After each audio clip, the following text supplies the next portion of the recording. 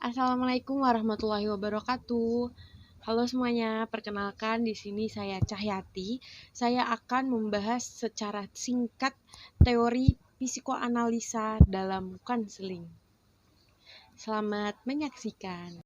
Oke, kita mulai dari pengertian psikoanalisis atau psikoanalisa itu sendiri. Jadi, psikoanalisis itu adalah cabang ilmu yang dikembangkan oleh Sigmund Freud sebagai studi dan perilaku psikologis manusia. Nah, pada mulanya, istilah psikoanalisa ini hanya dipergunakan dalam hubungan atau lingkungan yang berhubungan dengan Freud saja, sehingga psikoanalisa dan psikoanalisis Freud ini memiliki arti yang sama. Nah, teori psikoanalisa ini kita sudah tahu dikembangkan oleh Sigmund Freud.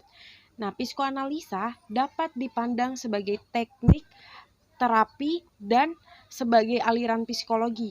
Aliran psikologi analisa ini banyak berbicara mengenai tentang kepribadian manusia, khususnya dari segi struktur dinamika, perkembangan, dan lain sebagainya. Selanjutnya, struktur kepribadian menurut pandangan psikoanalisa. Jadi, struktur kepribadian individu dalam teori psikoanalisa ini terdiri dari 3 sistem, yaitu id, ego, dan superego. Di id sendiri ini memiliki arti bahwa adalah sistem kepribadian yang orisinil. Jadi kepribadian setiap individu hanya terdiri dari id ketika dilahirkan, di mana sejak lahir manusia itu memiliki insting untuk mempertahankan hidup yang merupakan dorongan seksual atau libido, dan insting untuk mati yang merupakan dorongan agresi seperti marah, menyerang orang lain, dan berkelahi.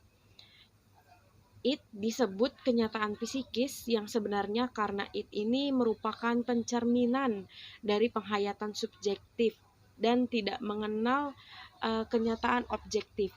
Artinya karena id ini berada di bawah level ketidaksadaran atau irasional dan tidak terorganisir oleh manusia. Id ini memiliki prinsip kenikmatan. Dalam hal ini berarti bahwa id akan berusaha menyalurkan ketegangan dengan segera dan mengembangkan keseimbangan, yang artinya agar kembali pada keadaan tenang. Artinya ia akan selalu berusaha melakukan hal-hal yang membuat dirinya senang. Jadi untuk menghilangkan rasa sakit dan mendapat kenikmatan, dia akan meminimalisir rasa sakit dan mendahulukan kenikmatan. Id ini mempunyai 2 proses, yaitu tindakan refleks, di mana merupakan reaksi otomatis dan bawaan seperti bersin dan berkedip. Jadi id ini tidak membedakan antara realitas dan bukan realitas. Nah, selanjutnya ini proses primer. Jadi proses primer ini adalah menghentikan ketegangan dengan bentuk khayalan tentang objek yang dapat menghilangkan ketegangan. Ya, seperti itu.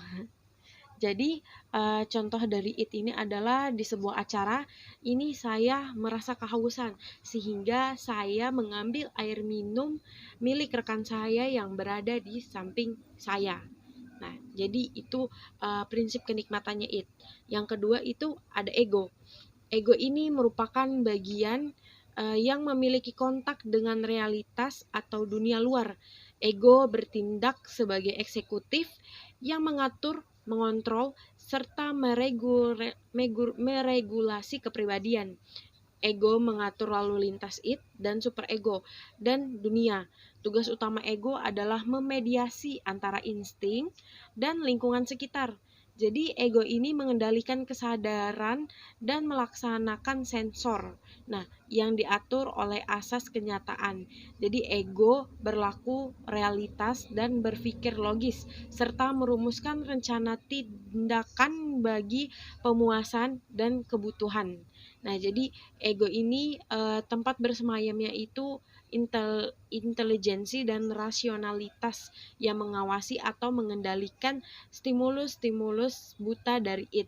Nah, sementara it tadi mengenal keadaan subjektif, ego ini membedakan bayangan-bayangan mental dengan hal-hal yang dapat terjadi atau ada di dunia eksternal. Contoh dari ego ini seperti di sebuah acara, tadi saya merasa kehausan. Nah, daripada saya mengambil air minum milik rekan saya yang berada di samping saya lebih baik bergerak atau berdiri untuk mengambil air minum di tempat yang sudah disediakan. Nah, oke, yang ketiga ini ada super ego. Jadi super ego itu merupakan cabang moral atau hukum dari kepribadian. Jadi super ego itu adalah kode moral yang menyangkut apakah suatu tindakan baik atau buruknya, benar atau salahnya yang harus dilakukan, seperti itu. Jadi super ego itu mempresentasikan hal-hal yang ideal, bukan hal yang real. Jadi memperjuangkan kesempurnaan bukan kenikmatan. Jadi super ego ini merupakan internalisasi dari standar orang tua atau masyarakat. Jadi seperti internalisasi dari moral yang berkaitan dengan imbalan-imbalan dan hukuman-hukuman yang ada di lingkungan sekitar. Nah, imbalan ini adalah perasaan bangga dan kecintaan pada diri sendiri. Sedangkan hukuman ini lebih seperti perasaan bersalah dan rendah diri.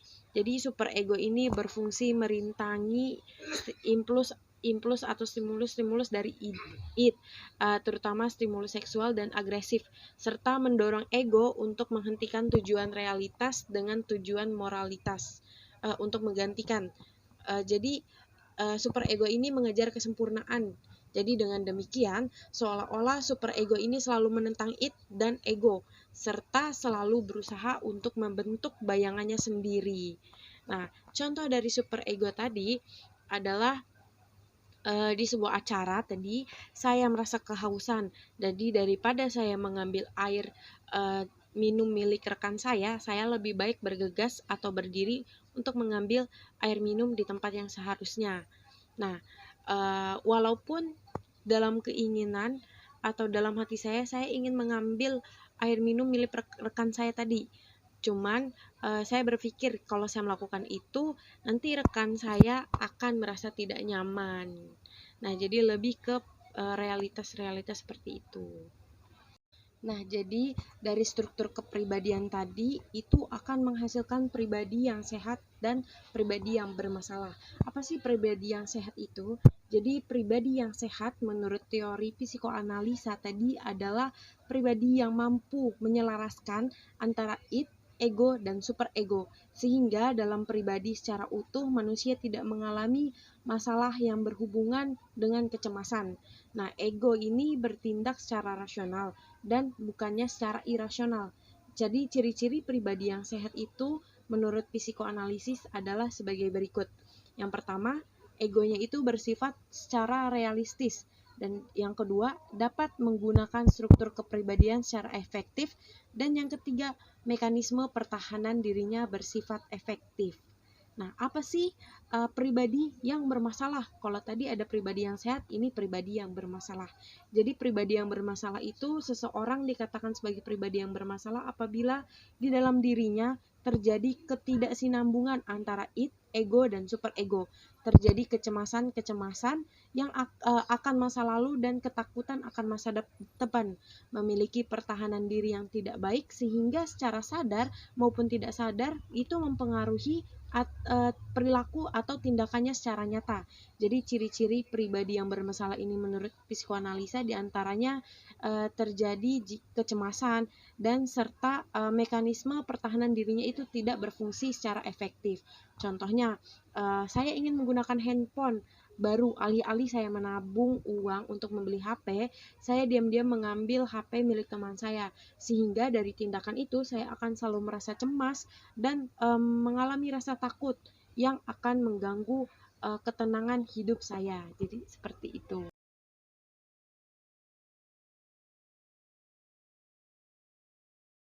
Kita akan masuk di hakikat konseling menurut psikoanalisa. Itu ada 4. Yang pertama, manusia adalah makhluk yang memiliki kebutuhan dan keinginan. Artinya, konseling ini akan berjalan efektif apabila konselor mampu memahami kebutuhan dan keinginan dari konseli secara mendalam dan komprehensif, serta berupaya untuk memenuhinya. Yang kedua, adanya pengaruh masa lalu. Jadi, pengaruh masa lalu ini menjadikan konselor harus mampu untuk memusatkan perhatian kepada pengungkapan pengaruh masa lalu konseli kepada perilakunya masa kini, dengan tidak mengesampingkan pentingnya perilaku dan suasana yang kini mempengaruhi perilaku masa kini tersebut. Nah, yang ketiga, adanya kecemasan. Jadi, sebagai hasil pengalaman-pengalaman yang terdesak, ini dapat digunakan sebagai wahana pencapaian tujuan konseling, yakni dari situ kita tahu atau mengambil garis untuk membantu konseli agar memahami motivasi-motivasi yang mendasarinya untuk selanjutnya memilih, memusatkan, dan merencanakan hidupnya secara bijaksana atau digunakan sebagai bahan dalam mengembangkan keterampilan-keterampilan kompensatoris pada konseli. Yang keempat, ini adanya tahap perkembangan kepribadian individu yang dapat digunakan dalam proses konseling, baik sebagai materi maupun pendekatan.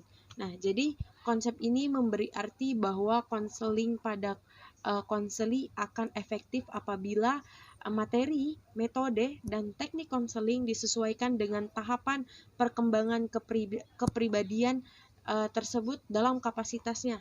Nah, jadi tujuan utama dari psikoanalisa ini adalah untuk mengurangi simpon sipatologi dengan memunculkan pikiran dan perasaan yang tertekan atau depresi ke dalam alam kesadarannya, dan dengan kata lain ini membentuk kembali struktur kepribadian konseli dengan menggali kembali hal-hal yang terpendam di dalam alam bawah sadarnya sehingga menjadi bagian dari alam kesadarannya.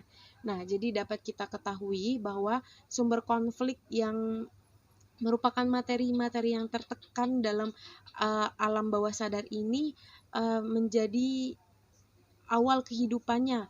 Untuk itu, konselor harus membantu dan memotivasi konseli agar mampu menghayati dan mengekspresikan pengalaman-pengalaman masa lampaunya secara terbuka, untuk selanjutnya ditata, didiskusikan, dianalisis, dan ditafsirkan untuk tujuan utama, yaitu merekonstruksikan kembali kepribadiannya.